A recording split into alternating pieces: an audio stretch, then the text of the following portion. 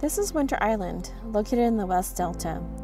It is over 500 acres at the confluence of the Sacramento and San Joaquin rivers, just above the cities of Pittsburg and Antioch. Historically, Winter Island was operated as a duck hunting club. The Department of Water Resources purchased the property for a tidal habitat restoration project.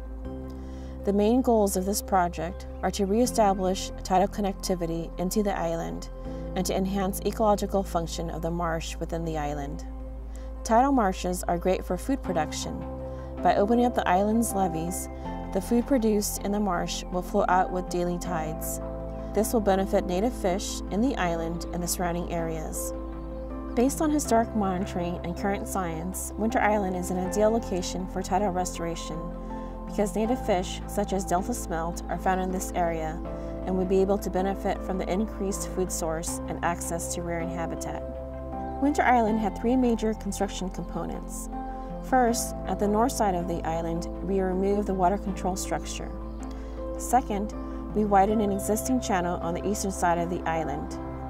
And third, we removed the water control structure at the south to open up the levee. This allows unrestricted tidal flows into the island. Because the site was already a managed wetland, we were able to implement the project quickly and are seeing immediate ecosystem benefits. This project will help fulfill our department's tidal habitat restoration requirement to operate the state and federal water projects, as well as restoration goals in the Delta.